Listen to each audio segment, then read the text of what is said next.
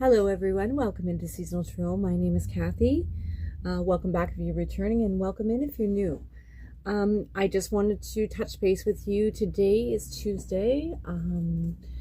Tomorrow is the new moon. Well, I guess it would be tonight, 1:46 a.m. Eastern Standard Time. And it's quite a significant new moon in Scorpio.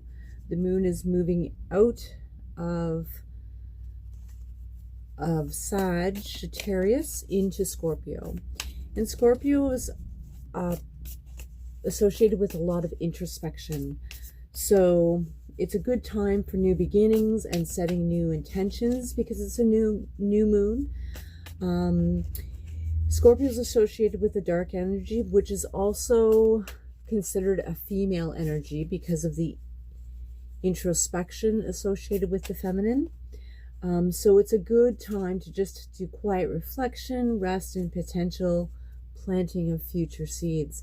It's a good time to review the old, process the past, and prepare for what's coming new. The new moon is the start of a lunar cycle, a new lunar cycle.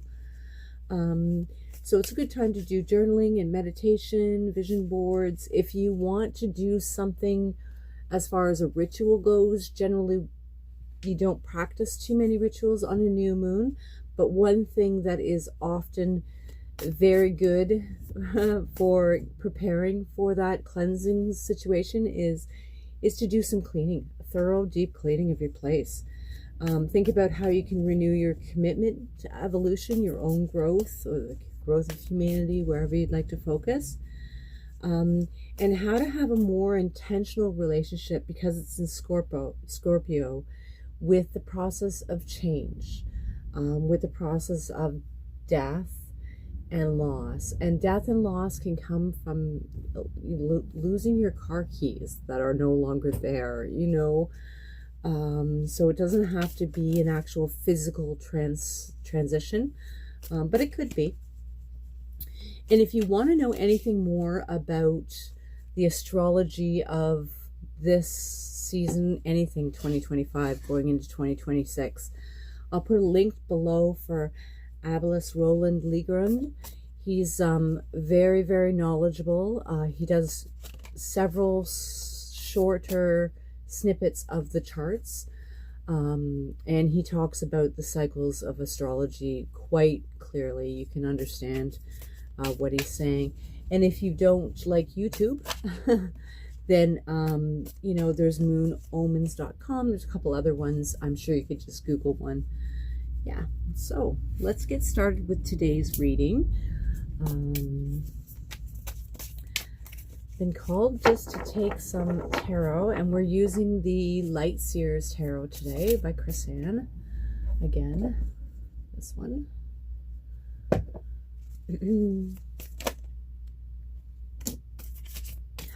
Interesting. So we picked the Chariot. So movement, time of change, new beginnings. In this depiction of the Chariot card, he doesn't have any reins. He's riding on top of the coach, and he is trusting his intuition, his inner knowing. So there's the feminine new moon, Scorpio, a balance between the light and dark. He is familiar with both, and so he can create that balance and that symbiotic relationship with maneuvering the world. Also, the devil. The devil is associated with Capricorn. It's usually, the darker side, looking at our shadow side of life, and so becoming comfortable with that. And we all have a light and a dark side. I mean, although we were raised to think that we could be angels, we are human, and so we have to be forgiving of ourselves, but we also have to be cognizant of our growth in doing that. So without actions to follow up that knowledge, without follow through, there can be no change. So this is a good time to reflect on that. The Hanged Man. time of introspection and reflection, gaining things from a different perspective. You know, how can you become enlightened when you look at something through somebody else's eyes or a different perspective, or you face a fear and you learn out, you know, you learn why maybe you are fearful of that. And with that, you can have the wheel. You're turning the wheel of fortune. This is this is a cycle completed and a new one beginning. And you are in control. She is almost like she's in the traditional hanged man position, is somebody upside down in a car, in a tree, and there's a bunch of spilled ruins underneath him. Interesting enough, the hanged man is not in a tree. She's in a more modern balancing act of I forget what they're called. I wish I could do that. But this one here on the Wheel of Fortune is actually in that position in the upright. So still taking that perception and yielding that power, yielding that energy to turn that wheel, to progress in evolution, in favor of evolution. Okay, can we have one more Wise Devils here? The Page of Pentacles and the Empress. Yes. Bottom of the deck, Four of Wands. So this is all about stability. As we learn more about astrology, as we learn more about the new moon and the full moon and what our roles as people can be with working with that energy, by the willingness of looking inward and reflecting upon that and growing and changing and being okay with change, and understanding that we yield energy and power. In that there is power, and power does not have to be overtaking of another person. We can build harmony, society, all of those good things.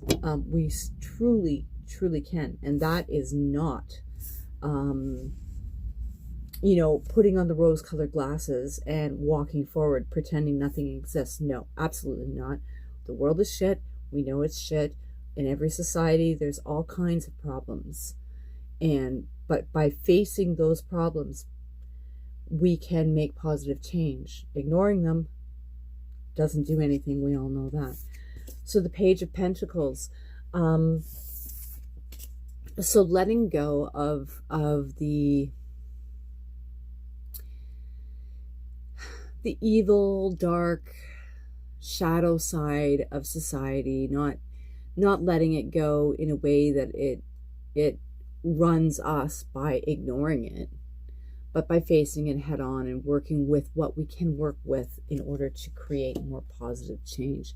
And in that, the Page of Pentacles, the youthful beginnings, the youthful seeds that we're planting in this new moon, to do just that, to evolve the society. That's what's important. And including our youth in that is very, very important. I mean, if you're anywhere over the age of 30, 35, 37, 40, understanding this is almost paramount in reparenting ourselves and then reparenting the younger generation, the next generation, and bringing in hope, planting those seeds of hope, showing the way, doing the work, you know, steering things in a better direction for their future is so paramount to this. And from that, we're birthing. This is the Empress. This is the feminine energy of Scorpio. And Scorpio is a highly intuitive sign that is often misunderstood. They're often considered, well, in the tarot deck, they're considered, the death card is Scorpio. And they're understood because, like Aquarius, but even more so, they usher in new ideas. They protect. They can have a dark side, absolutely, just like any other human being, but they're the most often misunderstood sign, Scorpio. And so we kind of have our work cut out with us, for us in this new moon. But going into it and understanding that, we can make positive change. And it's very, very important. We can birth this new beginning together. And, she's working with the elements of nature, of surroundings. She's working with the cosmos. She's birthing the new. She works with the elements. She's in touch with the darker lunar side, the feminine side, the energy, the flow, the emotions, the things that are hidden from us is naturally associated with the feminine. Whereas the male aspect is always about doing it, taking action, sometimes making executive decisions that are hard and are difficult, but are necessary. So that's part of that. And she's the number 3 card in the major arcana. And that's about working together in community, in society. And so while the high priestess maybe hides some more of that intuition side of it, the emperor's here is to stand in her space and give birth. She understands that in processing this and working with the community and working with herself, working with community, working with family units, that's the way to achieve the 4 of Wands. So again, another quick message. I hope that this helped. I'm just so happy to be here. I really appreciate you. I hope you're finding something insightful. I hope that you can take one aspect of something that I mentioned here and maybe have a little look under the covers or under the hood, or reflect upon in journaling, just to see if you can integrate some of this into your lifestyle. So again, thank you so much for being here. I'm sending out much love. Until next time, bye-bye.